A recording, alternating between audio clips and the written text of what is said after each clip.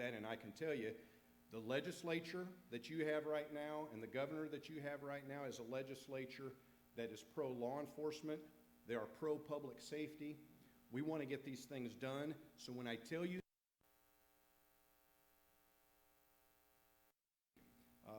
they are going to move through that process, they're going to get signed into law, and we're going to make these streets and our communities and this state definitely a safer place. And so with all that being said, I always like to remind people when I talk to them, and I enjoy having people come to the Capitol and talk to me. I enjoy talking to folks on the phone. But some of our best resources as legislators are to actually, it would be to listen to our communities, to listen to our state agencies and our local agencies, and even federal agencies, quite frankly. And so with that being said, I always encourage everybody, and I encourage all of you, if you have a story to share, we need to hear it. If you've got ideas, if you've got concerns, we need to hear it. And I can tell you for a fact, if you walk into that Capitol, you're never going to see my door closed. It's always open. Marcy, you can attest to that, and my door is always open. So I just encourage you to come and share your thoughts and concerns and ideas to fix these kind of issues we're discussing here tonight. It doesn't take one person, it doesn't take one entity, it doesn't take one agency. It takes all of us all the time working, and I'll let you guys, so certainly call, email, or come see me. So with that being said, I know we've got a lot of other great speakers tonight. I'm looking forward to hearing them. And everybody, please drive home safe tonight, especially if there's wind blowing you around. Thank you all very much.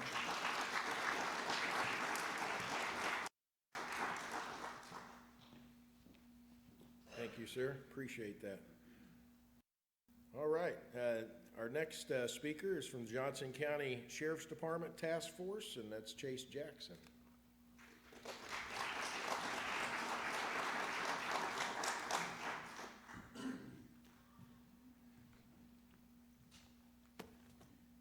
Not even a portable mic where I can move off the side. I'm stuck right here this whole time. You guys can see what I'm doing with my hands and everything.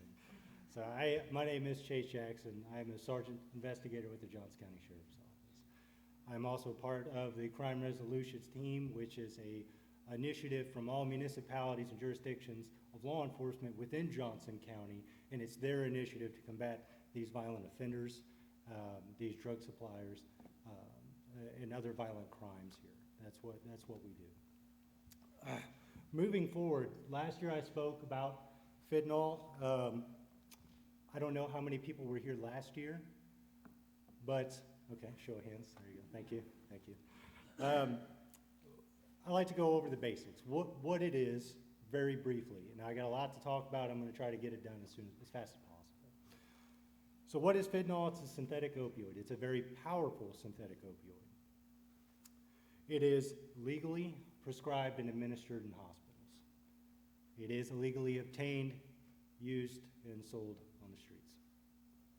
2 milligrams is considered a deadly dose. If you wouldn't mind, send that first slide. Just to get an idea, I know you see it a lot on the news. They compare it to the size, just maybe a quarter size of that penny there is 2 milligrams. That is considered a lethal dose of fentanyl. Go ahead and send the next slide.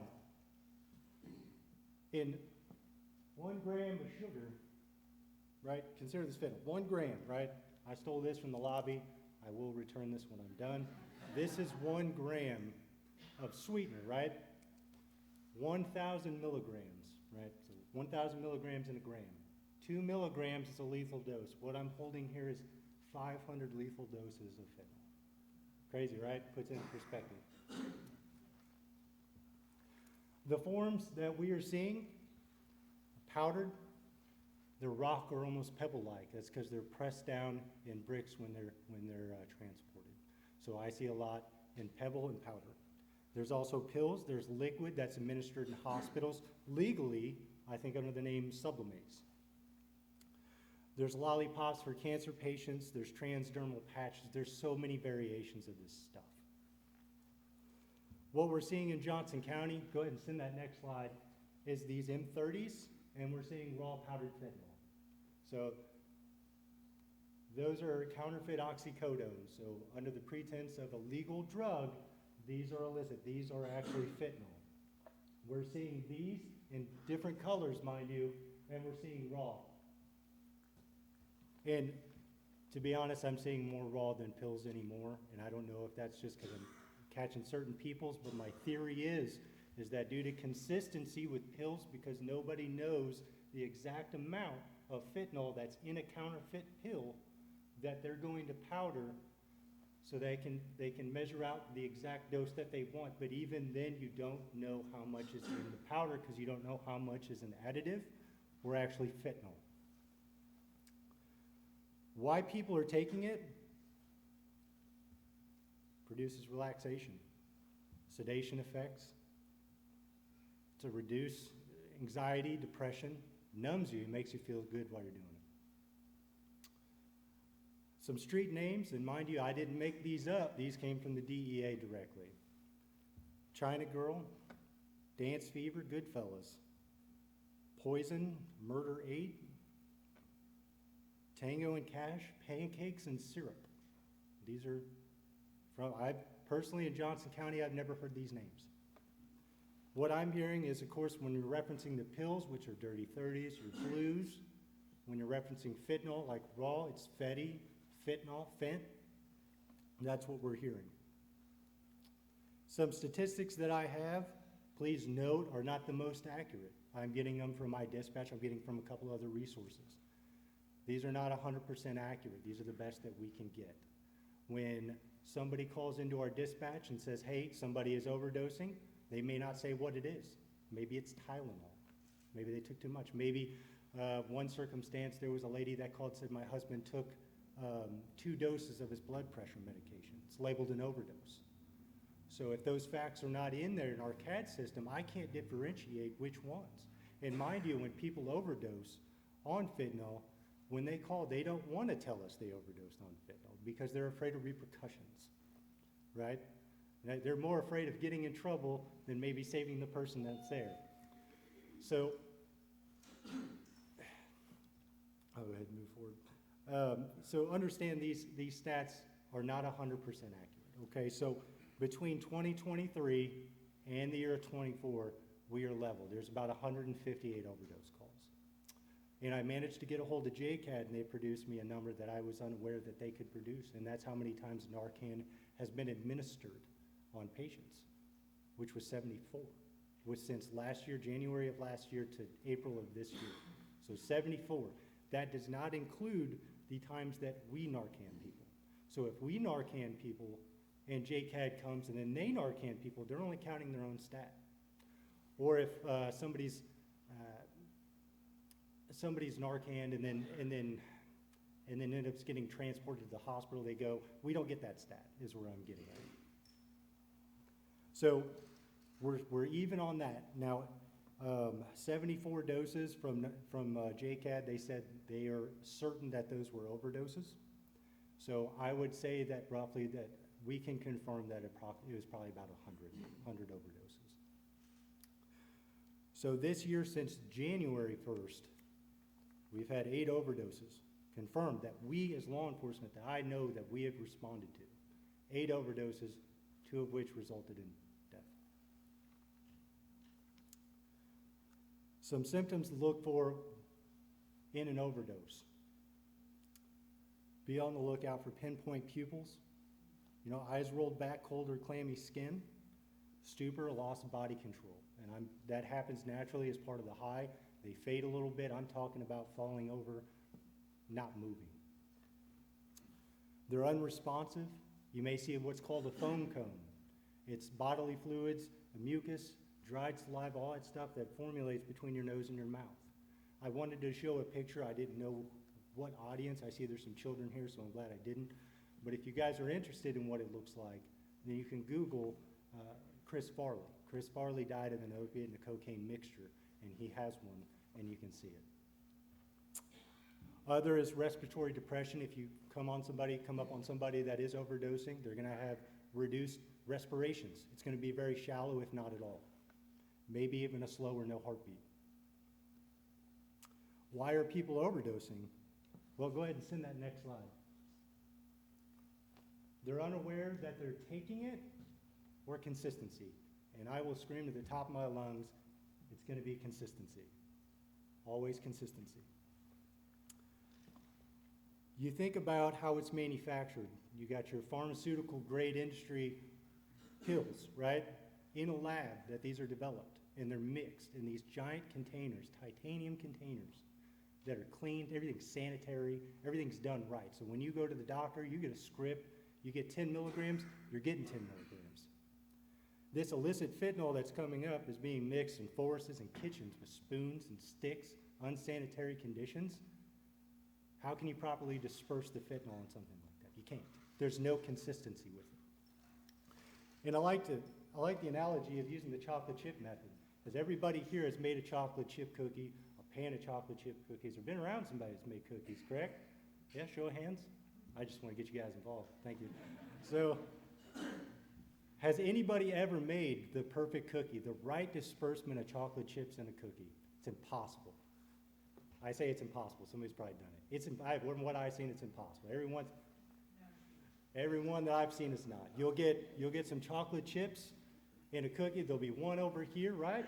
And then you'll have another side with 10 of them. And I use that in reference to pills. You may get one pill, maybe a half a milligram of fentanyl, and you'll get a second pill that has 5. You just don't know because there's no consistency. And that's what I'm seeing in overdoses. And when I talk to people that have overdosed or use fentanyl, that is what they're telling me. So current that we're seeing, methamphetamine is by far the most predominant drug in this county, as it is with a lot of surrounding counties. It's nothing new. We're seeing fentanyl, we're seeing heroin, we're seeing prescription drugs being abused. But what a current trend that I've been keeping my eye on that I have not seen here in Johnson County yet is what's called xylazine. Has anybody heard of xylazine? Okay, xylazine, thank you. Go ahead, thank you. So what they're doing is they're mixing xylazine with fentanyl. Xylazine is a sedative, it's a tranquilizer for animals. It's not a controlled substance. It can be purchased online. It can be shipped over from China. This is something that's accessible, that's cheaper than fentanyl. Now, why are they mixing it with fentanyl? It's because fentanyl is a fast in, fast out drug. Xylazine is a slow drug. So when you take fentanyl, fentanyl high lasts 1 to 2 hours.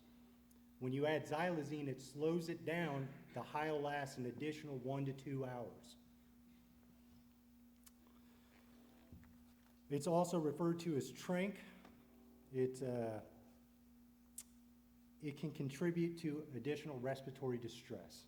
So on top of, if somebody is taking it or mixing with fentanyl, you have to worry about fentanyl that causes that respiratory distress. And now you have to worry about xylene that causes the same thing. It's a stronger high, but it's a bigger risk. Please note, xylazine is a non-opioid, which means Narcan will not bring you back. So what do? Well, let me first go back. So xylazine is not new.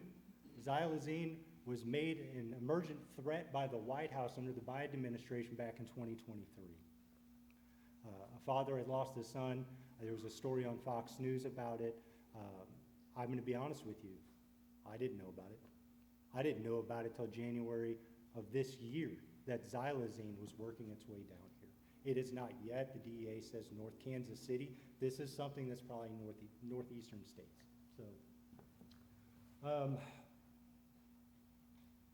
with the increase of border security, I see xylazine becoming more prominent here as fentanyl is reduced. I do. It's the same high, it's a cheaper alternative. I do. One thing also is xylazine eats away at flesh, multiple injection spots. It will deteriorate your skin. It will cause that. Go ahead and send that next slide. If you overdose or you know somebody that has taken xylazine with or a fentanyl mixture, just because you think fentanyl won't work, or Narcan, I'm sorry, just because you believe Narcan won't work, use Narcan. Use Narcan, hands down. In doubt, use Narcan. Call 911, prepare for CPR or rescue breaths, okay? Nowadays, fentanyl is being very potent. We're seeing up to three doses to bring somebody back. So never hesitate, use Narcan.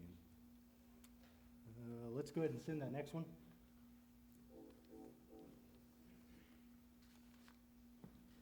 Yep, illicit narcotics and law enforcement. That's determination right there.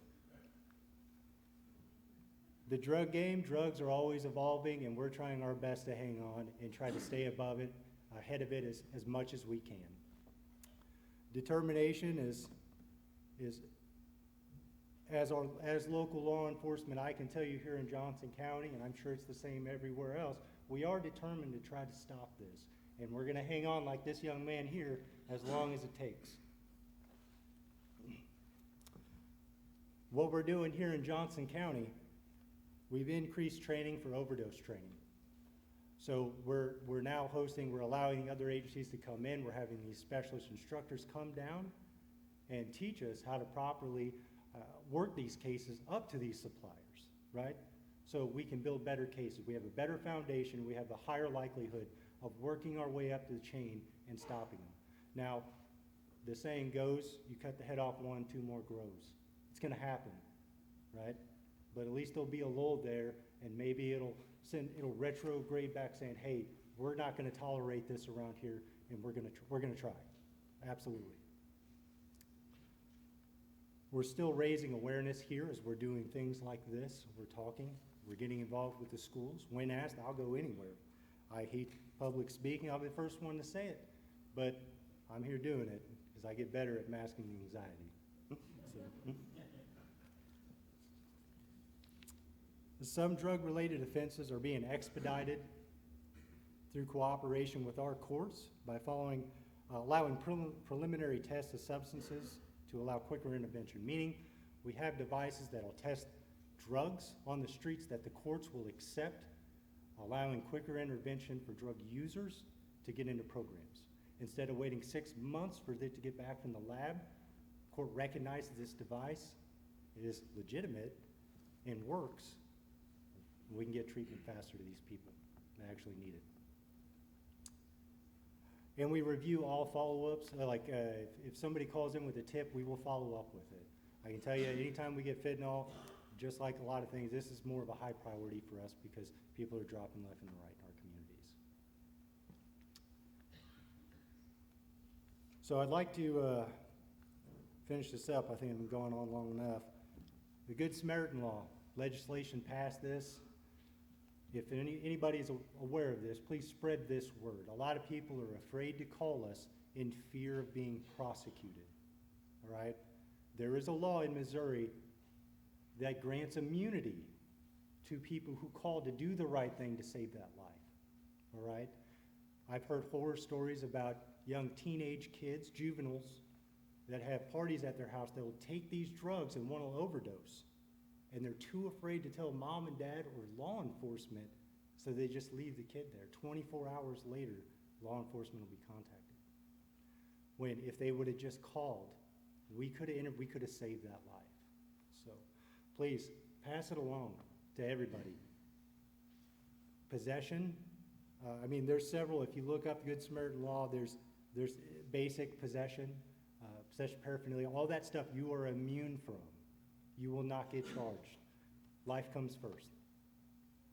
In closing, despite this new equipment and technology that comes out, that we receive, that aid us with these illicit narcotic investigations, citizens of this county, you all have been and will always be our greatest resource, as it has always been.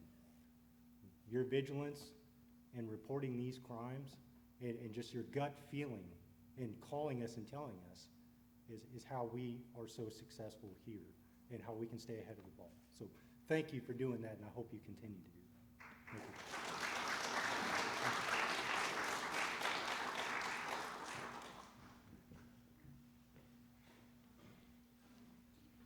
I want to know where he was hiding when he got the picture of me and my grandson on the moped. That wasn't fair. The next one up is Chief Mayhew from Holden Police Department.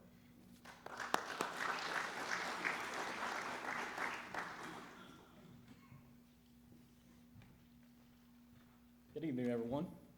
I want to thank you and express my appreciation for you being here, and also thank Covenant Church, Pastor Wakeman, and Assistant Chief Weiss for arranging this facility. So, the Holden Police Department has partnered with the Johnson County Prevention Coalition, Phoenix Network, and Compass Health. The goal is to free our community from substance abuse through education, through treatment, and through proactive measures. I'm grateful that our partners here tonight and the community that has come out are here to help push, to help make that difference. I can tell you I've already seen a difference from Jefferson City and from the federal government. You could feel the difference in the support in law enforcement, and that makes a difference for us out here because we feel like we have backing behind us to be able to go out on the street and make that difference. The Holden Police Department continues to aggressively pursue those who distribute illegal narcotics in this community. And to the rest of them, we're coming. We'll get to you sooner or later. Arrests for fentanyl is down, and that is due to the border. We've seen it here in the local community. Our arrest for fentanyl is down, but methamphetamine is still staying pretty constant. Substance abuse impacts all parts of a person's life. It isolates them from their family, from their friends, and law enforcement's only one part. And it takes the entire community to be able to make a change here. So I ask you tonight, are we our brother's keeper? I've heard, let them live the way they want. I don't want to get involved. It's not my family. It's not my child. These are all things I've heard over the years when we're talking about people who are substance abusers. But I'm telling you that it is someone's child. It is someone's son.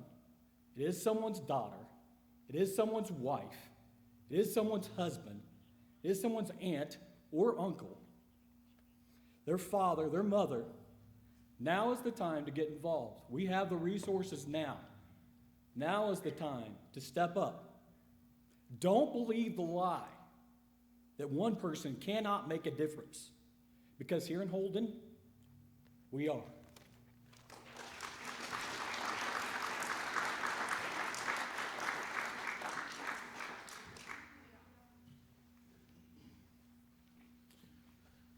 This next speaker, I had the opportunity to go to a drug court graduation and witness how that program works. And I am highly impressed with the drug court system here in Johnson County, and I am proud to know that we have a system in place that not only deals with the law enforcement side, but also with the recovery side, and through our court system, because that's missing in so many communities where they never have the opportunity to truly recover. They're incarcerated, they don't recover, they don't get the help they need, they don't get the counseling they need, they don't get the direction they need, and they're back reoffending shortly after getting out of jail or prison.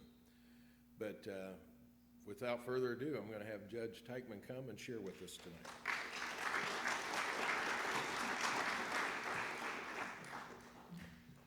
Thank you. Thank you very much. Good to see everybody tonight. My name is Brent Teichman, and I am the Associate Circuit Judge here in Johnson County. I've been serving in this role now for a little over 6 years, and just so you know a little bit about me and what I deal with on a daily basis, I obviously oversee thank you for that introduction, by the way. That was, I don't know if I can live up to that, but I do oversee the Johnson County Recovery Court program, and I'm going to switch gears a little bit on you as far as what we've been talking about tonight and give you some insights into that program. But just to give you a frame of reference, in addition to the recovery court, I do a lot of other things, and I think the other types of cases and issues that I deal with every day view of those in recovery. I grew up in a law enforcement family.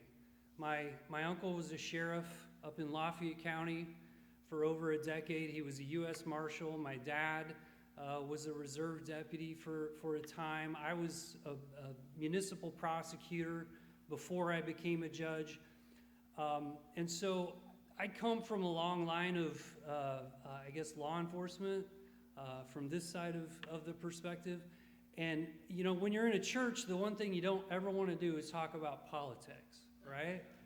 And that's even more so when you're a judge, because we're not even allowed to talk about politics in our position. But when I took over this role 6 years ago, I was running to be a judge to put people in prison, to enforce laws, to be that tough on crime guy, do my family proud. I do half the divorces in this county. I oversee all the juvenile cases. I do all the probate cases. I do all of the adult abuse and child order of protection cases. And I hear 80% of the felony cases in Johnson County. 80% of the felonies come to me. I send people to prison every week. I've sent hundreds of people to prison in the last 6 years that I've been here. And I know that some of you were in court with me just yesterday and watched me send people to prison. I grew up in a very conservative background, and those who know me and know me well know that I'm a very conservative person. And so when I was told by our presiding judge 6 years ago when I got elected that I was going to be overseeing the drug court or the recovery court, I just looked at him and I said, you know, I don't know that that's going to be a very good fit for me. But I'm the new guy, so I guess I'll do whatever you tell me to do. So I was tossed into this, and I had to learn a lot about it. I went to some seminars, I did some studies, I read a lot. I learned more about addiction in the first year that I was a judge than I had the entire 40 plus years that I had been alive. And I can tell you definitively, being the recovery court judge in this county has changed my entire life. It's changed my perspective on what addiction is and what causes it and what it does, as the chief said, what it does to families. I've seen firsthand parents who are just devastated, destroyed, children who don't even recognize their parents. They don't have a relationship with their parents. I've seen the devastation. And I'll be honest with you, I have a really hard time sending someone to prison because they have an addiction. And, you know, I never thought I'd speak those words until these last few years, but it's been a really eye-opening experience for me. And I'm glad our graduation was impactful for you. If you've ever been to a recovery court graduation here in our county, raise your hand. I actually got some graduates here from our recovery court. Yeah. You're going to hear from one of them here in a few minutes. We have a graduation on Tuesday night, this Tuesday night, and it's going to be an awesome graduation. We are graduating 5 people on Tuesday night at 5 o'clock at the First Baptist Church in Warrensburg, and it's an open invitation. Anybody who wants to come and experience firsthand what that is, bring some Kleenexes. You're going to need them. You are definitely going to need them. But we're focused in the recovery court not on punishing an addiction, because that's easy to do. I do it every week. It's easy to send someone to prison. It's a lot harder to set them up with the tools and the stability that they need to be successful, and that's what we do. When I took over this program just over 6 years ago, it was still fairly new. It had been in existence for about 2 years. I didn't create it, I just took it over. When I took it over, there were 3 graduates in the history of our program. On Tuesday night, we're going to be graduating graduate number 150.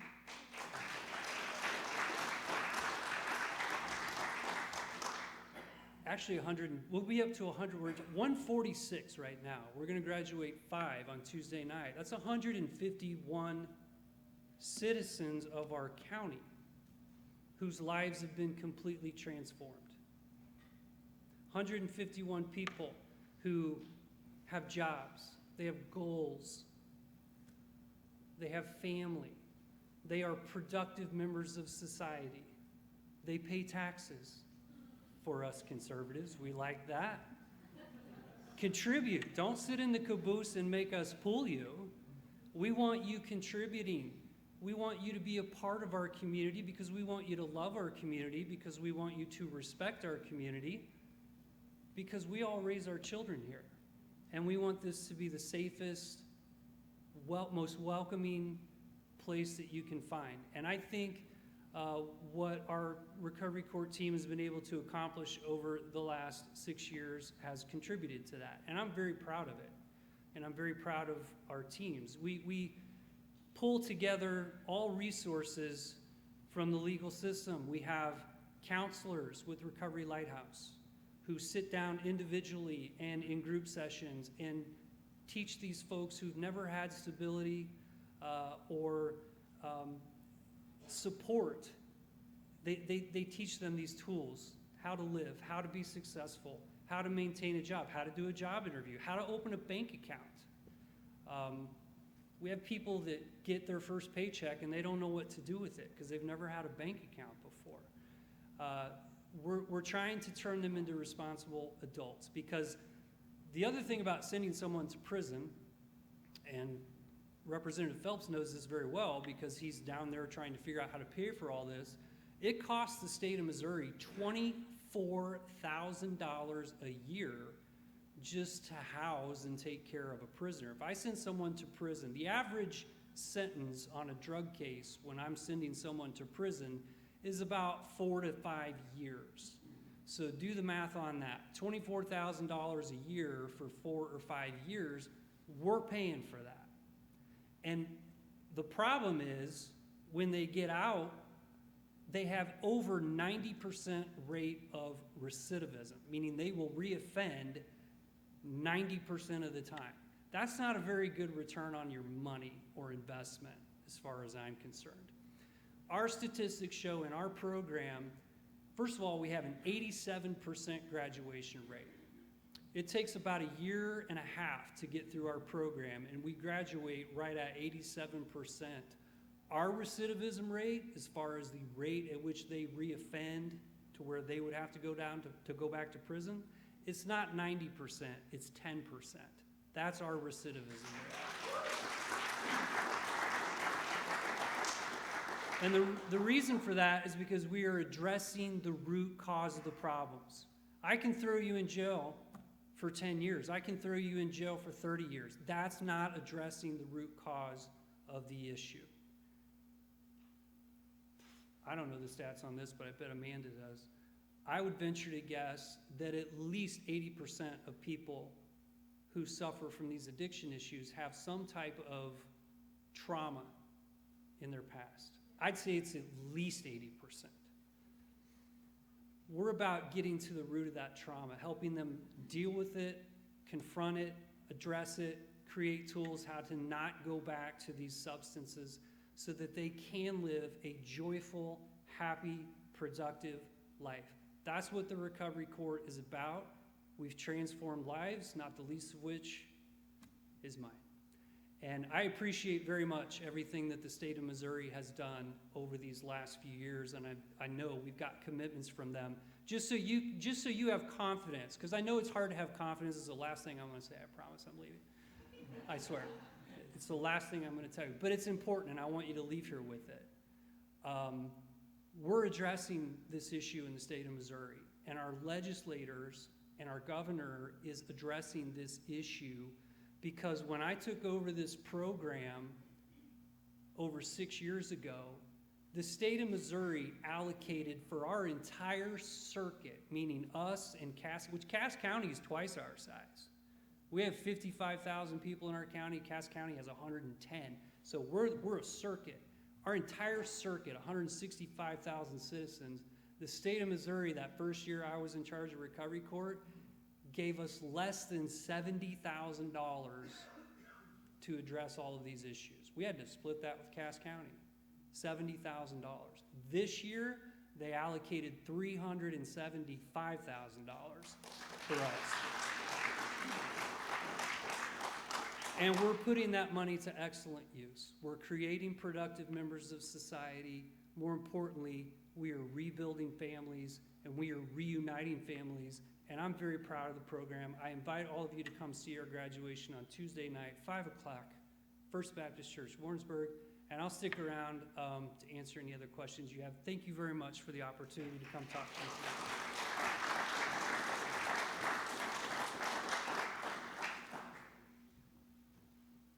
Thank you, Judge. Our next speaker is harm reduction speaker, Nick Perkins.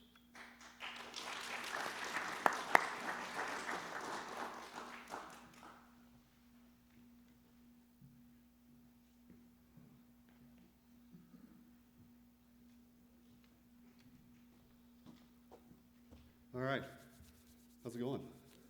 Good. You guys bear with me. I got here this evening just expecting to sit at a table, hand out some flyers, talk to you guys about services. And they were like, hey, by the way, can you do this 5 minutes on harm reduction? So here we are. I'm also a mover, so yeah, it's hard for me to stand still here. So I will bebop around.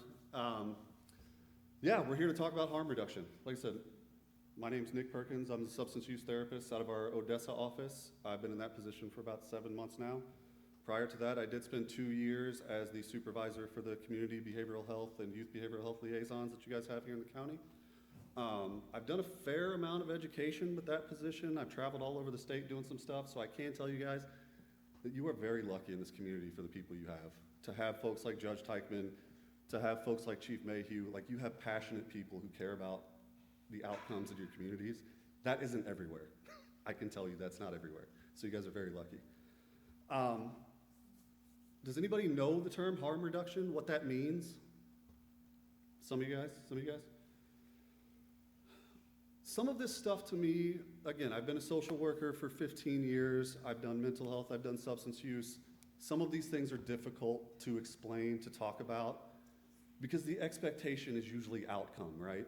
We want outcome. We want people to stop. We want people to be better. We want things to end. Having conversations like this can be hard because this is not an expectation of we are stopping this immediately.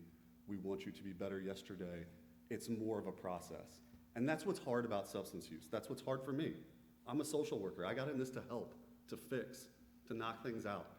Substance use is a very tricky monster to deal with. Everybody here, I'm sure, knows that, right? You guys are here for a reason. And so I think the biggest thing when it comes to harm reduction, he said it really well earlier, consistency. Consistency in the stuff that our loved ones are getting, that our people in our communities are getting. Fentanyl is terrifying. That's why we're here. Fentanyl is finding its way into everything. So, harm reduction, right? We all know that opiates are one of the hardest drugs to kick. Right? We know that methamphetamine is being tainted with fentanyl. We know that marijuana is being tainted with fentanyl, right? So what do? Harm reduction for these people, okay? Again, harm reduction is not about that instantaneous, you are stopping this today. The expectation is not that we're done at this moment. Harm reduction is helping people get to that point. I tell every one of my clients that I see who come in, this is a process. It is a process. There are going to be backslides. There are going to be issues that come up. Don't be hard on yourself. And I want to tell everybody in here that has loved ones who are fighting that too. It is a process. It may be 2 steps forward and 1 step back, but at least you're getting 1 step forward, right? So when it comes to harm reduction, we're talking about Narcan. Is there anywhere in Holden that has Narcan available? Where can they come get it? We actually are going to be setting up 2 locations. One of them's going to be PD very soon Awesome, with the Phoenix Network. awesome. Just Teichman, can they get any in Warrensburg anywhere that you know of? Yes. Where can we get it at? Recovery Lighthouse. Awesome. And I know our behavioral health urgent care in Raymore also has it. No questions asked. You can come in and get it. Okay? That's stop number 1 when it comes to harm reduction, right? Having those things that can save a life in the moment is harm reduction, right? Like we said, people are worried. Oh crap. Nick overdosed at the party. What do we do?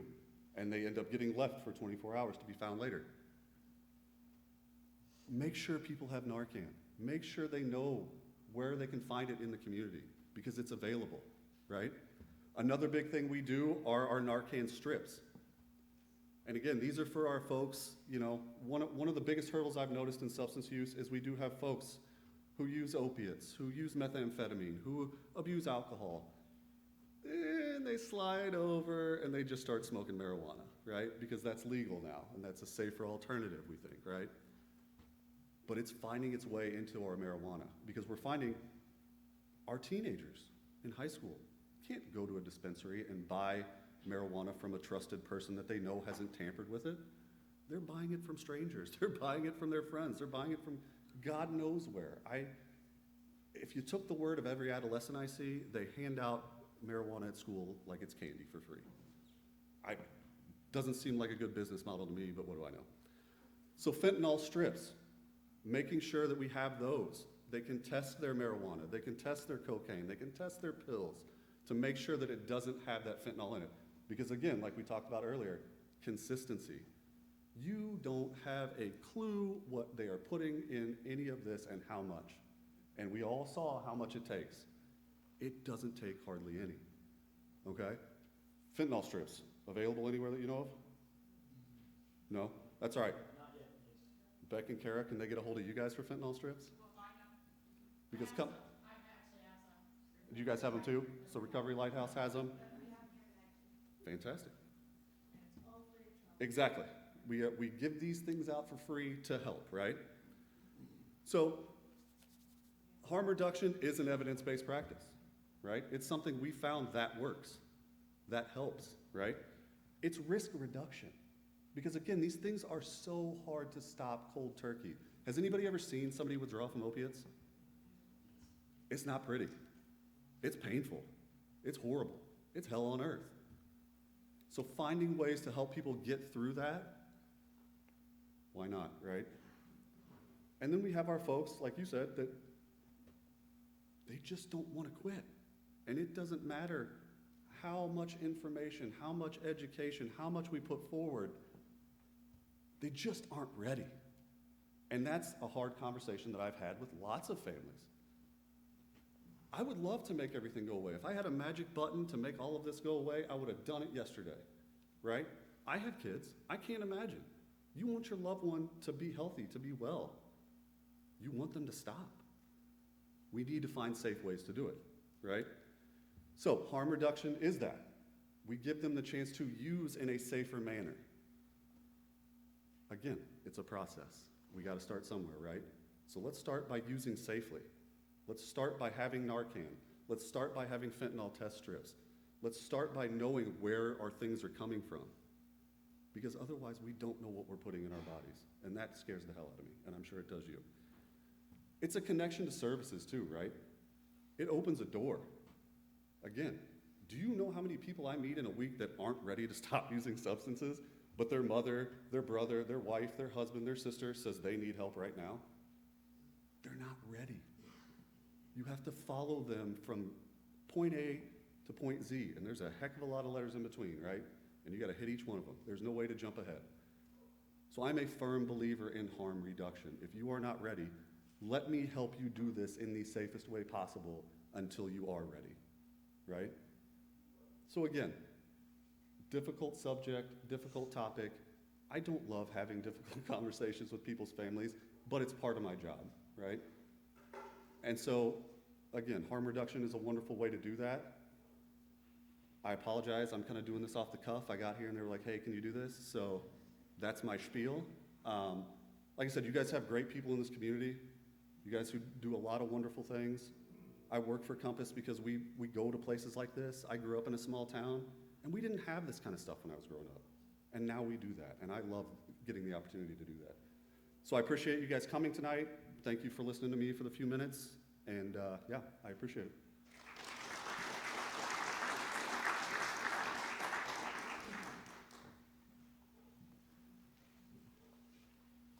There's a new program in the city of Lee Summit that they've started. It's called Safe Passage, and we have a police officer here from Lee Summit Police Department, Mike Eisberg, and he's going to come and share with us.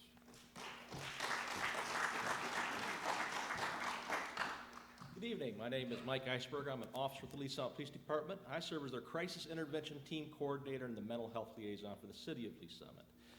So as a CIT coordinator, I'm responsible for trying to build out a crisis response system in Lee Summit. I also serve with the Mid-America Crisis Intervention Team Council, and we build out that crisis response system for all of Jackson County. We even work with Cass County to help build out their system. So what does that system consist of? Well, it consists of officers, firefighters, EMS personnel, mental health professionals, families, people that go into crisis. They're all part of that system. And one of our primary roles as a Mid-America Crisis Intervention Team Council is to educate people on crisis. So there's two things I want to talk about tonight. Number one, crisis and what it is, and then let's talk about the Safe Passage program, and that's kind of our police-assisted addiction recovery initiative. So crisis, how many people know what a crisis is? All right, so I think we can all identify it's when our internal coping mechanism, we all grow up and we have these internal coping mechanisms that deal with something that comes up, a crisis. Well, when those internal coping mechanisms get overwhelmed by those external factors, we begin reaching out for external coping mechanisms. Some of those are healthy. We reach out to therapists, spouse, pastor. We reach out to people that actually can help us. Some of them are unhealthy coping mechanisms. What do those consist of? Drugs, alcohol, violence, domestic violence assault, many times is an external, unhealthy coping mechanism. So that kind of goes hand in hand with drug addiction. Drug addiction is one of those things, it's a coping mechanism to deal with that type of crisis that person's going through. And so before I really talk about Safe Passage itself and that police-assisted addiction recovery initiative, I need to tell the story of Officer Brad Anders. Currently, Officer Anders now serves as the sheriff of Pettis County. Well, way back in 2012, he was an officer with the Lee Summit Police Department, and he served on our crime reduction team, our street crimes unit. So what Officer Anders did is they ended up serving 3 search warrants at 3 different houses. They were drug search warrants. And at each house, this was within a 30-day period, at each house they found the same lady there. So they got to know this lady, and what she was doing, they'd close down one house, the lady would then go to the next house to get her drugs. Close down that house, she would go to the next place to get her drugs. So they actually got to know her real well and found out, hey, she used to be a registered nurse, had a great job. She had 2 kids. She no longer has them. She had a house. She no longer has that. And what had happened was that the stresses of life became too much for her, and she began reaching out for those external, unhealthy coping mechanisms. You know, too much work job. She had to get money for the kids. She didn't have a husband. She was a single parent.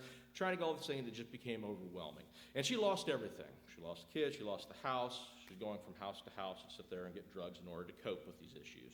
So he became interested in that. He got to know the family. The family really loved her, wanted her to get help. There was times when she wanted help, when she was ready, and then there was times when she wasn't ready.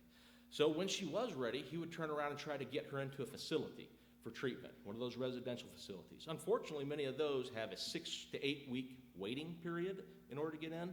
And if a person's ready to go now for recovery, they need to go now. So fast forward to 2017, he became a sergeant with the Lee Summit Police Department and said, you know what, this is a problem I wish to tackle. He went out to Washington, D.C. to one of those conferences for Police-Assisted Addiction Recovery Initiative. He found out about a program called Safe Passage that was started in Lee County, Virginia. And it's a pathway that police officers, a person can come to a police officer, and immediately we can help them get into that recovery, all right? So we brought it back to Lee Summit, he got it started out, and what it would do is a person would come up to a police officer, say, I need safe passage. All right, that's great. What we'll do is we'll take you up to Kansas City Assessment Triage Center, which is our crisis center there in Jackson County. They will turn around and get you enrolled in services. Unfortunately with that, again, you still had that 6 to 8 week waiting period for residential services. So by the time the person would go up there after 23 hours, they would be out of the crisis center, they'd be going back home, going right back into those environment that's triggered them where they can get those drugs nice and easy, and next thing you know, they're using and having issues again. So what we were able to do in the early 2020s, we entered into some of those settlements for the opiate settlement funds. So in several of those lawsuits that were occurring. And the city of Lee Summit started getting their payments in 2022 to 2023 for that opiate settlement money. They said, hey, we need to know what to do with this. And of course, the police department's like, we know what to do with it. So we were able to turn around and give a presentation to the city and say, hey, let's use this funds to see if we can get some of those residential services available immediately, have something on reserve. So what we did is we ended up contracting Kansas City Assessment Triage Center and Heartland Center for Behavioral Change, which is in downtown Kansas City. They have a withdrawal management services as well as some residential facility that's temporary. And we can take a person directly up to KCATC, they'll get them transferred over to HCBC for intake, and they'll immediately start getting treatment right there. Now that is a temporary facility, but it's able to tide them over until that big residential facility opens up in 6 to 8 weeks. So they're getting treatment immediately, and that's the goal. We were able to turn around, the cities loved the idea, we were able to pass it. Now in 2023, we only had 12 people ask for safe passage. We didn't have the advertising out there. We didn't have this program in place.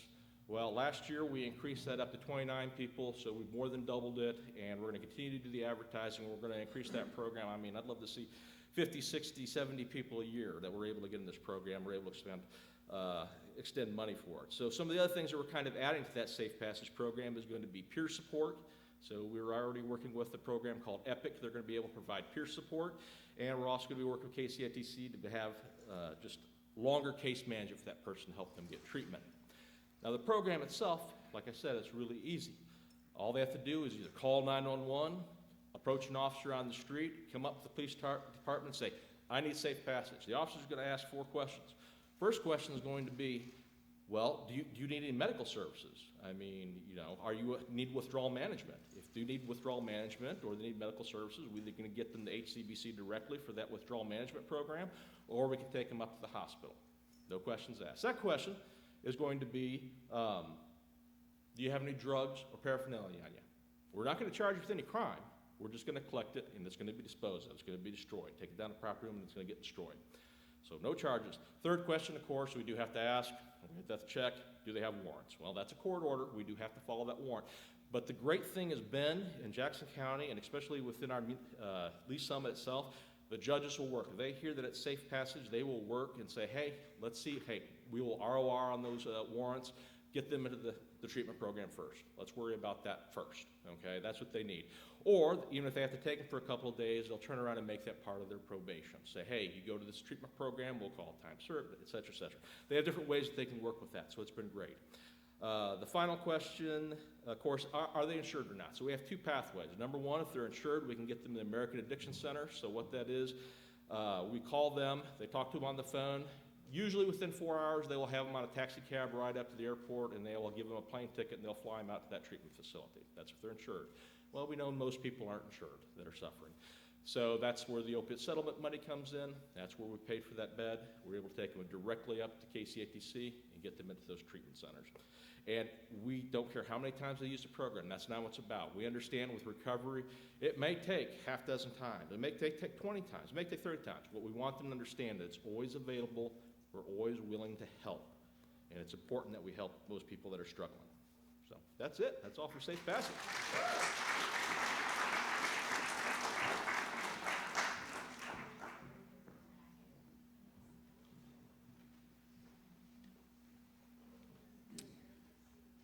Johnson County Prevention Coalition. Courtney's going to come and share with us.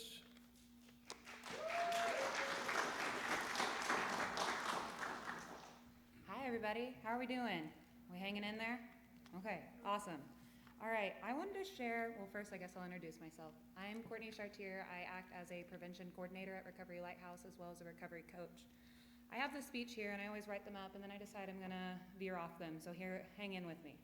Today I wanted to share about what it is like to be a young adult to be invested in, because that's really all it takes. It takes one adult or one positive influence on a youth to invest in them and make a change. And I want to share about that because I was that youth. I'm sitting here only 25 in front of you today, holding this position. I never thought I would have been able to do this when I graduated college. I didn't even think I was going to graduate college. It took me 5 years to do it, and I struggled all the way through it, all the way up until I started volunteering at Recovery Lighthouse. And when I say struggle, I grew up with substance use all around me. I didn't think it was going to be me. I thought I was going to be a change. I wasn't. I went to college, struggled. I watched my brother struggle with fentanyl hard, and I'm happy to say that he's no longer struggling either. Yeah. So what is it like to be invested? When I started at Recovery Lighthouse, I was just a volunteer. It was supposed to be 40 hours. That's all I was supposed to, yeah, they got me good. And I didn't think I wanted to do it. I was like, no, I've watched addiction my whole life. I don't want to see it anymore. I don't know what it's like, but I never got the opportunity to witness recovery. Never. And that has completely changed that. And then to have people invest in me, to see me from the top down, whether that be Amanda Rowland in the front row, I feel like she's seen me this whole time. I see Charlie in the back. She's seen me when I started working at Recovery Lighthouse. And from that moment, I feel like I've grown 10 feet, but it took the people to show me that they saw it in me. It took them to tell me, Courtney, you can do that. You can do this position. Last year when I was at this event, I didn't even know I was gonna be speaking at it. I was thrown up on stage just like Nick, and I was like, I don't belong up there. Today I'm standing in front of you with so much confidence, so much security, knowing that what we're doing in Johnson County is impactful.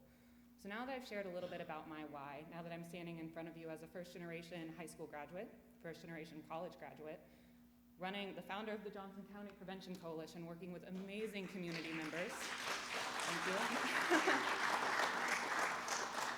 Now that I get to do all this work, let me share you a little bit about what we're doing. What is the Johnson County Prevention Coalition? We're a group of community members, not just adults, not just people from organizations or agencies, though we have a lot of them, kids too. It's for everybody. The Johnson County Prevention Coalition is a group of community members working to reduce youth substance use. And that's everything from the top down, whether that be vaping, weed, fentanyl, everything. Because risky decisions have a long-lasting impact. They do. As much as I wish I could come up here and tell you that, well, it'll be fun, it'll be games, it's not. And even back when I was in school, it wasn't like it was today. Kids don't get as long as a chance to form that. Their brains are developing and they deserve that space to realize what's going on. But with fentanyl, they don't get that. They don't get the 5, 6, 7, 8 chances I got.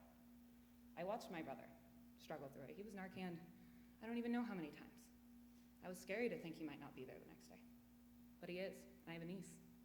And I get to watch him raise her. And so just going on that, what are we doing to invest in our county? We have all these people. And we're working to apply for this huge grant, the Drugs-Free Community Grant for Johnson County. It's 10 years of funding. We have some amazing people. We've been running it for a year and some change now. We started last February. We really hope to be able to create a comprehensive prevention strategy. So not just meeting with the kids in schools or having an after-school program or just one little thing. I am talking about uniting all of us. We've heard some great people. We have great resource tables out here. We have great people in Johnson County, and we're gonna unite all of us so we can create a comprehensive thing where no one falls through the gaps. Some of the things we're looking at doing is creating some school programs, working with First Call. We have Hector in the back. We're gonna look at partnering with them. We're gonna look at a family program. We talk about that a lot, supporting families. When you don't have, like I grew up in generational addiction, when you don't have someone telling you how to parent, you're just learning from the person before you, and you try to be a little bit better. But imagine having support, not just for the youth, but for the parents too. We're all in this together. We're gonna work with WPD and Holden PD on some compliance checks and some other things to really get that environmental strategy in there. We've talked about doing murals and changing just the environment that we live in. When was the last time you saw an advertisement that wasn't related to marijuana, alcohol, or nicotine? Right? What would it be like to drive down the road instead of seeing a big old cork sign about UCM's 50 and see something normalizing not using substances, or normalizing an activity for kids to do? Those are the kind of things we're looking at. Social media. And then my favorite one, I think the most important piece of this, So we need to form a youth advisory board. It's not about people that are my age. It's not about people that are older than me. I believe that this next generation has it. They are the smartest people I've ever talked to, the most inspiring people I've ever talked to. They have dreams, and they don't let anyone tell them that they don't know how to do it or that they have it wrong. They don't, because they know. And I believe this will be the generation to change it. So this youth advisory board is space for anyone in high school, middle school, to have their voice heard. What is it like to be a youth living in Johnson County?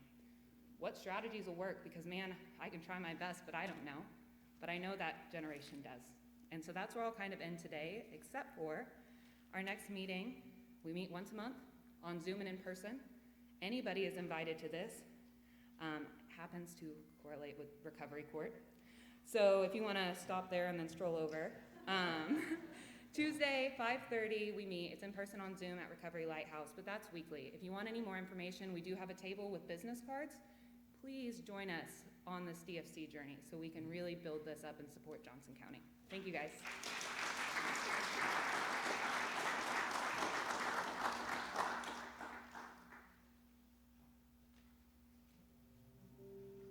I'd like to introduce you to my son, Stephen. He was my firstborn, and from the moment he entered this world, he had a spark that kept me on my toes. He was ornery and curious and never ending with the questions. When he became a teenager, his dry humor became his signature. Stephen still struggled trying to figure out where he fit in, so at 17, he joined the Army. We were so proud of the young man he was becoming. He was proud of himself. He thrived in the military. But sadly, mental illness and addiction would take him from us in ways we didn't prepare. Because of the crimes associated with his mental illness and addiction, he would rotate for 13 years in and out of incarceration. Stephen came home every time knowing he had to make a difference in his life and change. But how does someone change when they're not rehabilitated, when prison breaks you and spits you out and sends you home to the family who still loves you and still sees you as an amazing person? Stephen fell back into the monster of addiction. Stephen would leave and go back to the streets and try to navigate his life on the streets, away from his family, because of the shame associated with his addiction. This was gut-wrenching to watch him go through this, but I always promised him I was in his corner and I would always have his back. This is the cruel cycle of addiction. 3 years ago, the phone call no mother is prepared for came. Stephen was paralyzed. He would forever need the help of others, and he was utterly broken with the news. His long days in the hospital, something began to shift. His humor returned, and his desire to survive came. Stephen fought hard to recover, learned how to live in a wheelchair, and it seemed like things were going to be okay, and he was going to pull off one more crazy stunt in true Stephen fashion. We supported him. We rallied around him and cheered him on. We took on challenges and gave him experiences and laughed alongside him and cheered for him every step of the way as he continued to thrive despite his challenges. Stephen learned how to have new relationships and dig in deep and discover who he was. He discovered many things that brought him joy. Stephen loved challenges, and we tried our best to challenge him every day. Some of the most incredible times we have were just getting him out and letting him experience some of life's most normal things, like going to a concert. Stephen and I have both bonded over the music of Jelly Roll. It seems that Jelly Roll had wrote the theme song to Stephen's life. These two men, with just a simple hug between them, understood the challenges of drug addiction and mental illness. In spite of this incredible evening, we knew Stephen was struggling with addiction, and it would eventually take him from us. Stephen surrounded himself by people who enabled him and did not love him the way we loved him. And in the end, Stephen paid the ultimate price. As I held his hand and I walked him to the gates of heaven, I looked at him and said, "Boy, I chased you to your grave." Stephen was smart and intelligent and loved by all of us. I will miss my son, my beautiful son. You are missed, my beautiful boy.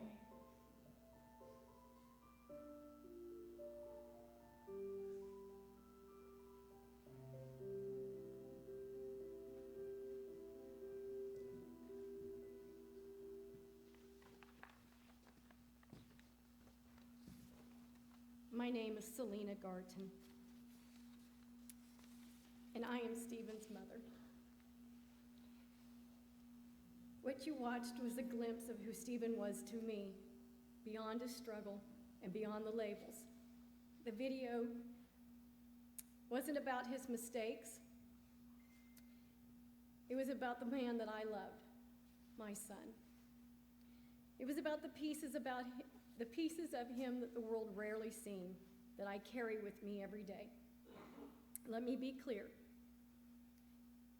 I'm not here tonight to try to rewrite the history or soften the truth. Stephen was troubled. He chose a hard path. He suffered with addiction, mental illness, a traumatic brain injury, and years of chaos and trauma. I'm not here to hide that. I'm not here to be naive. I know exactly what 25 years of addiction looked like. I stood shoulder to shoulder with my son in those trenches when he was at his worst and he was broken and he was hurting. I know what that pain was. It was soul crushing. A little over a year ago, I stood in this church among this community, and I uttered the words that were the hardest thing I ever said. I said, "I am the mother of an addict." That moment broke me, but it also freed me, because the truth is, every time we stay silent, addiction claims one more life. And tonight I stand before you again, and today marks exactly to the date, 6 months ago, my son died. And in those 6 months, the world kept turning. People went back to their routines because the culture around addiction has not changed. We look away, we still whisper, we pretend that this is somebody else's problem. We still act like the ones struggling are disposable. Yes, I am surviving the loss of my son. I am taking that pain and I'm turning it into purpose. I did not crawl into a hole. I did not let grief define me. I took everything that was meant to destroy me, and I am rebuilding something from the ashes. I have created a not-for-profit right here in our community. It is to serve the families who don't know where to turn. I am launching support group. So mothers, let me say that again. So no mother, no father, sibling, friend has to suffer in silence. I have started a podcast to break the stigma, to break the silence and bring the conversation into light. I have earned my credentials as a family support provider so I can stand in the gap and advocate for families who need help and don't know where to start. So I'm asking you tonight, if I can carry the weight of the grief and turn this into action, who will stand with me? This town has worn the label of a drug town for far too long. It is time to rip the label off. It is time to stop pretending that addiction is somebody else's burden. It starts with us. It starts with us taking pride of who we are and what we stand for.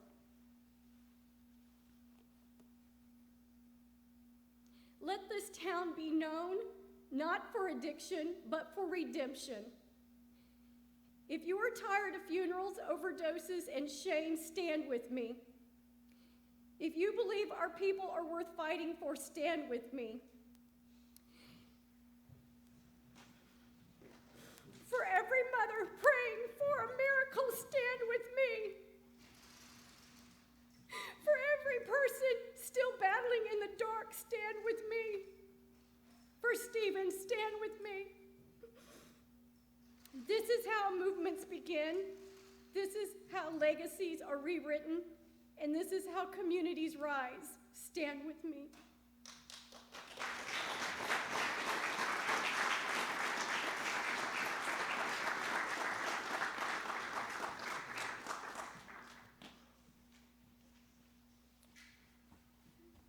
As I said in the very beginning,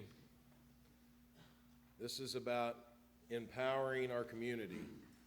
And you are here, and I hope you're ready to go out and stand side by side with one another, encouraging each other, encouraging the ones that are challenged with addiction, encouraging our law enforcement to help us, encouraging our court system and the ones that work through the court system to get these folks the help they need through our different programs, Recovery Lighthouse and Compass Health, and all the others that are here tonight that are here because they care as much about our community as we should care about our community.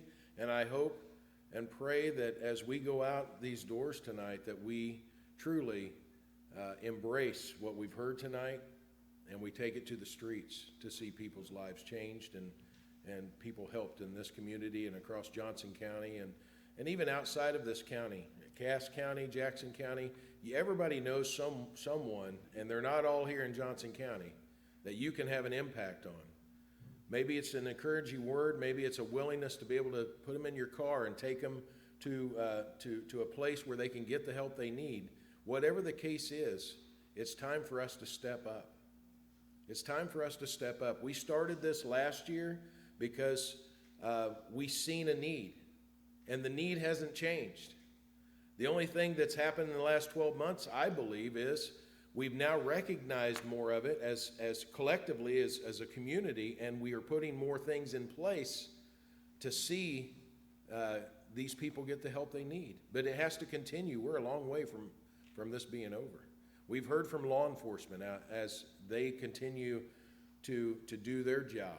We've heard from the court system and how they continue to do their job. We've heard from the state representative on what they're doing to try to make it better for the court system and law enforcement, and the monies that are being received from the federal and state level that's helping this community through Recovery Lighthouse. And so this is the time.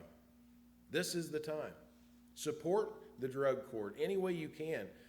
I'm blessed as a pastor. We have some of those individuals that attend our church that went through drug court, and they're here every Sunday, and I get to encourage them and talk to them and try to promote their good behavior so that they continue to do what they need to do, and they're doing well.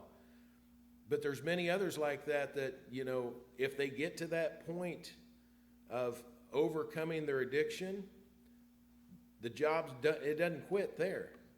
They still need our support. As they get jobs and as they are able to pay their rent and pay their bills and get a car to drive and all the things that go with adult life, they still need our encouragement. They still need our support. They still need us to walk beside them and help hold them accountable for what they do so that it keeps them from going back into the system. So I'm so glad you all are here tonight. And I know there's many of you here that have been in these programs. One that was not mentioned, but they have a booth out here, Standing the Gap Ministries. They do great work. We have so many great programs right here in Johnson County. Please, please, please support these programs. Please support these programs. I'm going to have you have a seat just for a second, and then we're going to take a few questions. The panel of folks that spoke, be ready, okay? In case a question comes your way. Does anyone have any questions? Anyone have any questions for the ones that spoke tonight? questions at all? This mic's real hot.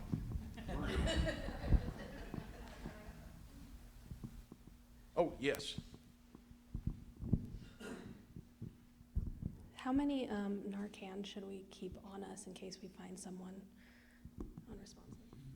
So, so Narcan, it's good to keep at least 2 doses. As the deputy said, it's taken 2 to 3 doses of Narcan to see some of these folks come out of their unresponsiveness. And so it's good to have minimum of a couple doses available. The boxes come with 2 doses, so I would grab 2 boxes. Yeah. Fire departments in the county, the police departments, JCAD, Johnson County Ambulance District, which I see we have someone from JCAD here. Thanks for being here.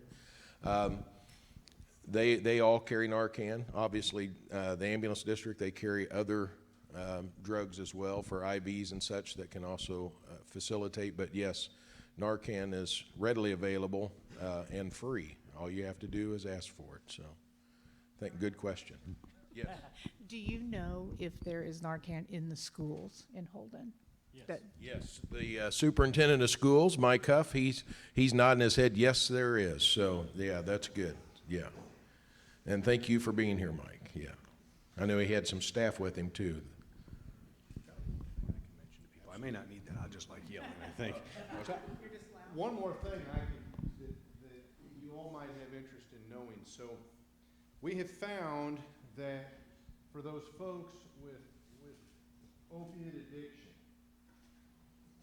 when they get past this, but they understand that they have a problem. Maybe it's just months past their addiction, maybe it's months, maybe it's years into recovery. What we have found was we have a very unique problem, not just here, not just in the state, but nationwide.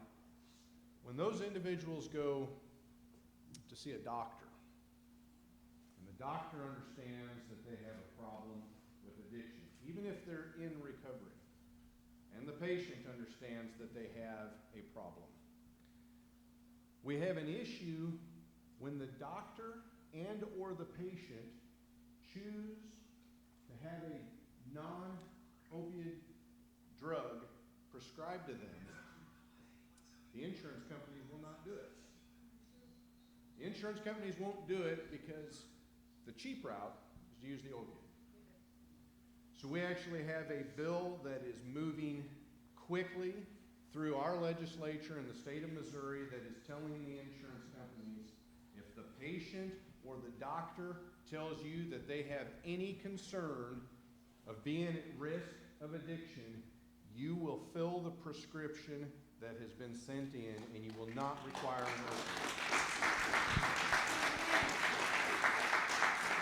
opioid. And that is a huge problem with the insurance companies, and not to throw any doctors under the bus, but sometimes doctors push the opiate when the patient has said, I would prefer not. And I know that personally just because I have a couple friends that were opiate addicted, and they've really had to argue with the doctor to keep them from prescribing the opiate. So thank you for that.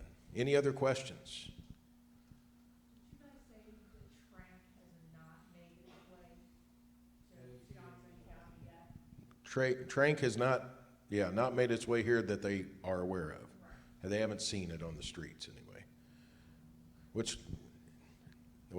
It's just crazy that the things that they'll do in order to supplement what they can't afford to get the same or better high. So it's when I heard first thing when I heard that it was more for veterinarian use, I was like, man, whatever it takes, huh? That's whatever it takes. Any other questions?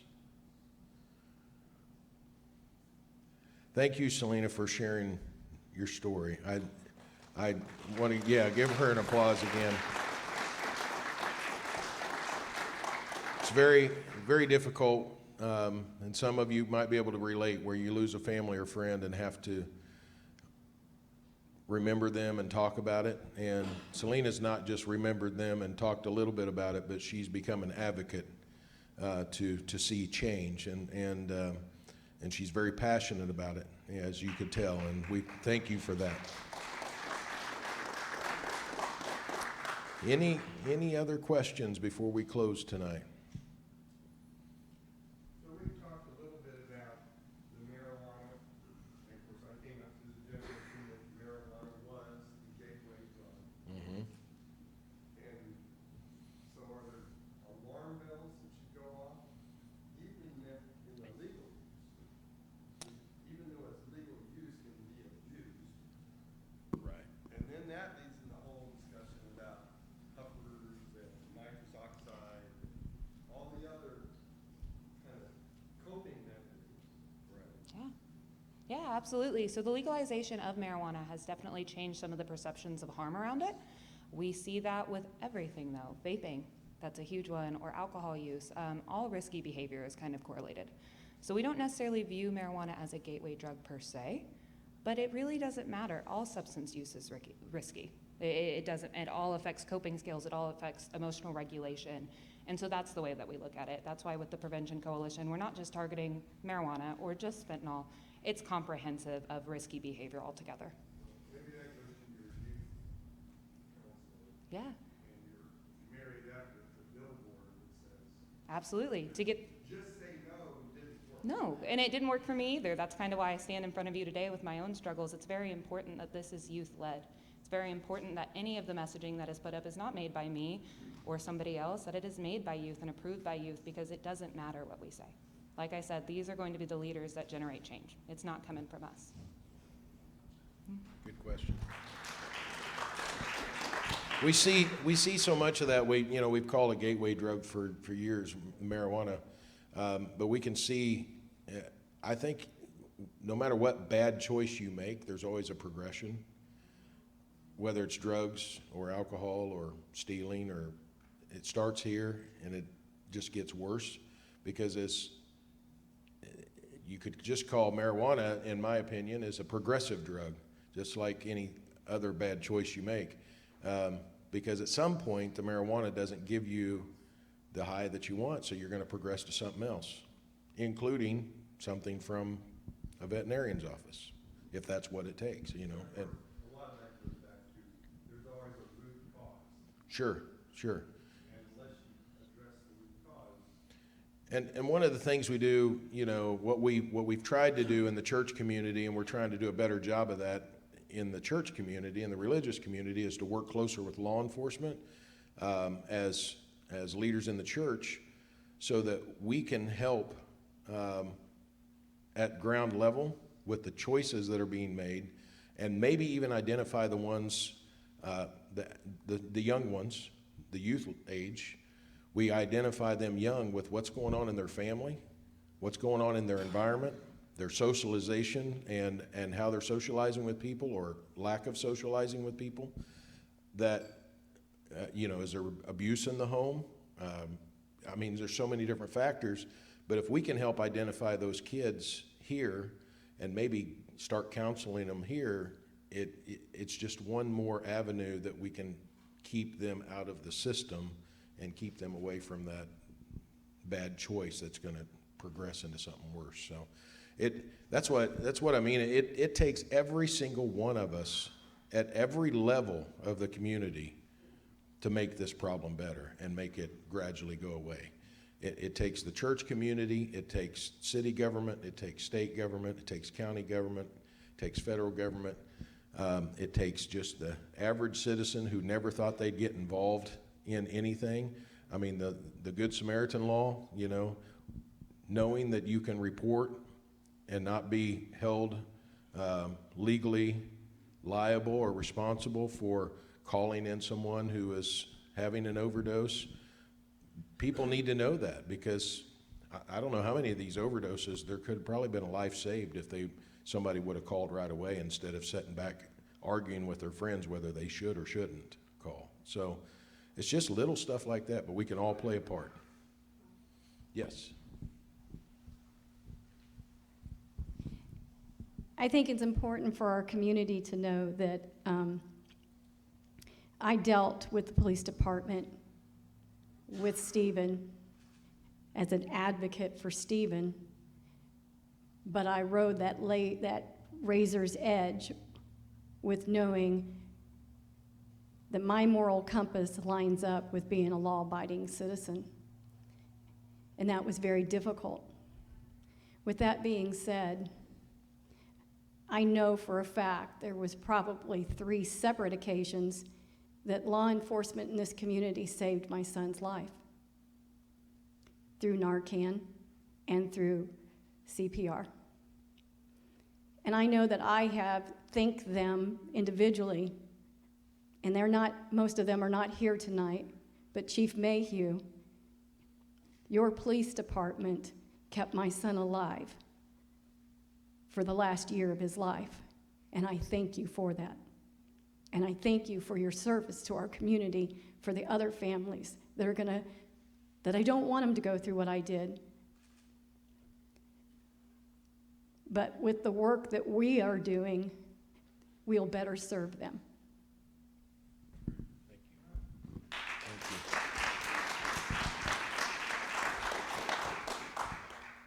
Yes, ma'am.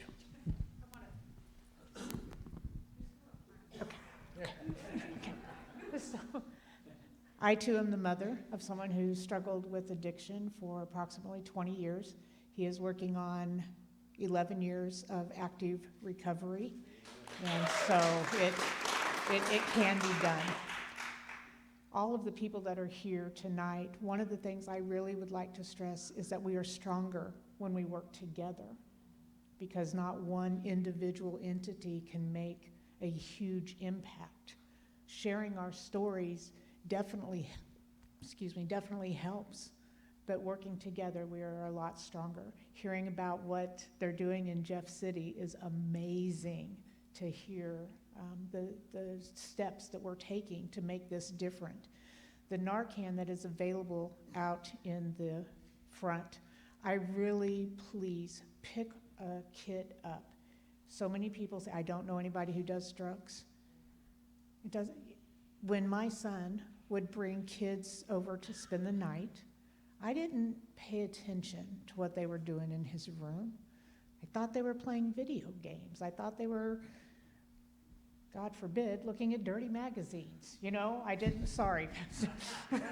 I did, you know, I just did. I just didn't even, you know, consider, because my kid wasn't going to do drugs. I knew that. My kid, not my child, was going to do that. There are overdoses in the restrooms at Walmart. There are overdoses in our libraries. So even if you don't have children, please carry Narcan. Please have it with you, because you don't ever know when you might be asked to step forward and save a life. It takes our law enforcement a minute to get there. It takes the ambulance a minute to get there. I love hearing that it's in the schools, because it's happening in the bathrooms at school. When you talk to kids in Warrensburg, they can tell you what restrooms to use and what restrooms not to use. That's an issue. It's not, oh, they smoke cigarettes in there like I did when I was in high school. No, they're taking it a lot further. And we have to be proactive with this stuff, not reactive. Selena is my friend. And I was not with her during the journey of Stephen, as she wasn't with me on the journey with my son. But together, we are putting together this support group for families in Holden. And she didn't bring it up. I'm not sure why. There are papers out on the table. The last Monday of every month at the community center, we are going to hold this group. Did we decide on a time? 6. So, but there is a paper out there. And so if you have anyone in your family that you are struggling with, or you know that struggles, please, we're going to be there. This is to ask questions with absolutely no judgment. We don't stand in any kind of a position to judge a single person. at all. And that's not what we're there for. We want to help. We want to make a difference. We want people to know that you are not alone. And addiction is hard. When Nick stood up here, I was one of those mothers that thought, just stop, just quit. And I realized that my son couldn't just quit. I didn't truly understand all of that until my husband's doctor got on his case about smoking cigarettes and said, you need to quit, and you need to quit right now. And so he brings this Chantix home and he throws it on the table. I ain't taking that shit. Okay. I didn't realize the whole time that I was hollering at my son to quit his addiction. I'm sitting there smoking my cigarette while I'm doing it. How was I getting through to him? That's why he was just shutting me out. So I took the Chantix. Okay, I really didn't think a pill could make me quit smoking. Okay, but I have like 7 years now, nicotine-free. So, but I believe that I had to go through that to understand that I couldn't just put it down. I couldn't just quit. And I share that with the participants that come through Recovery Lighthouse, that I get it. I understand that addiction is addiction. Doesn't matter that mine was legal. It matters that I couldn't just put it down. And so when you have someone, we talk about harm reduction and meeting them where they're at. And some of them aren't ready to quit. It's one thing Selena has shared with me about Stephen. Stephen didn't want that recovery. He fought against it. My son went to prison, and he found it there.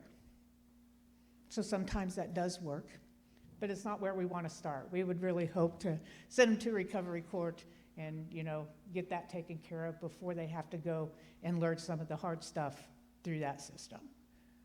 I believe, but I'm not sure, if Mayhew may have been one of the Johnson County deputies the day that I called the police on my son. My son was 16 years old. He had decided to leave state for a better life with one of his friends. He was on juvenile probation, and I happened to work at the courthouse at the time, and I called him and said, my son is in the bed, and he's sleeping it off. And they came in, they said, don't let him wake up and run, because we don't want to chase him. And that was one of the hardest nights of my life, was watching them drag my son from his bed to the squad car in handcuffs while he was yelling at me, I fucking hate your guts. Today, my son and I have a wonderful relationship.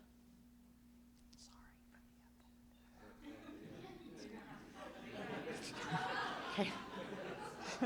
So I want you guys to really pick up the Narcan, understand that yes, addiction is hard, but there is hope.